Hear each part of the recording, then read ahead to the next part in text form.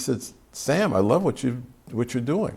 You've really grown. Yeah, yeah. I didn't say nothing. I mean, but that was really good.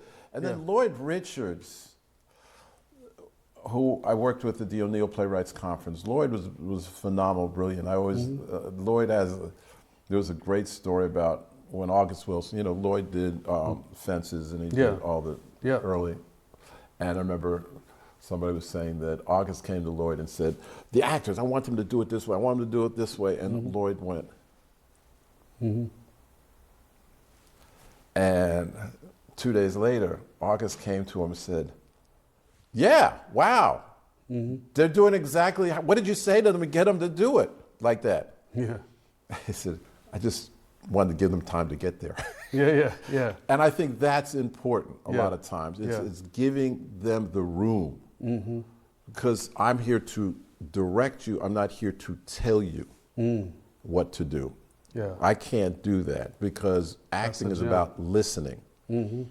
Like yesterday when we did this play reading, stuff happened and the actors were like, "Whoa, I read the play." I said, "Yeah, you go home, you do your work, you study. But when you come back the next day, you're going to hear something that people are going to, that will make you go, oh, I never thought about it like that. Oh, if you're going to do it like that, I need to," and it grows. But what Lloyd said to me one time, I got really upset with a writer who, he had done a play and it was really good. The first act was really, really good. I was very excited, and we'd have these critiques, and I got very angry at him.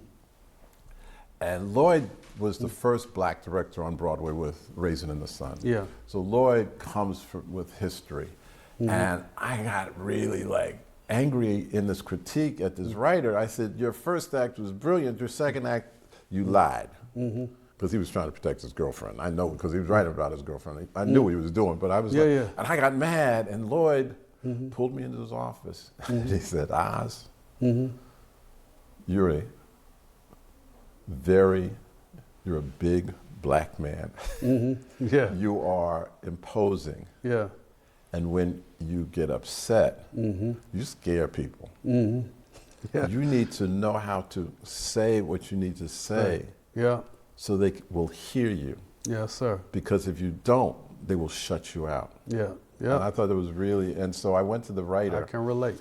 After that, and I apologized. I said, "Listen, I just want you to know, I really, really love that first act, and I just want you to know." So I 2 years later, that writer calls me up and said, "Because you apologized, I'm not saying you were right, but I found the ending to my play."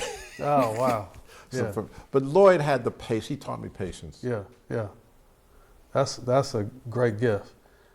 This has been a treasure beyond what I even anticipated or expected. So thank you for feeding me today. I've learned so much, and I feel like now I'm going to leverage my leadership and elevate to the next level. Is there any closing comments you want to say to the audience? Listen to the people around you. Learn from them. Don't shut them out. Don't think you know everything. You're constantly learning. Every day you walk out there, you learn. Every day your spouse talks to you, you're learning. Your kids do stuff, you learn. That becomes part of you. And respect that. Don't think you know it all, because you don't. And I'll tell you a story, and it's like, I told my father, I was sneaking in the house at at 2 in the morning when I was supposed to be in, and he was in his pajamas sleeping by the front door, and I got past him. I got my pajamas, I came back downstairs, and you'll love this as a pastor, I'm trying to figure out how am I gonna get out of this one. Dad, you okay? I'm in bed. I'm like, what's going on? and before he could say anything, and this is my father, I said to him, Dad, I was looking at the stars tonight. And this was really, really happened. I said, I was looking at the stars tonight and I realized I'm God. And he looked at me. I said, no, let me explain.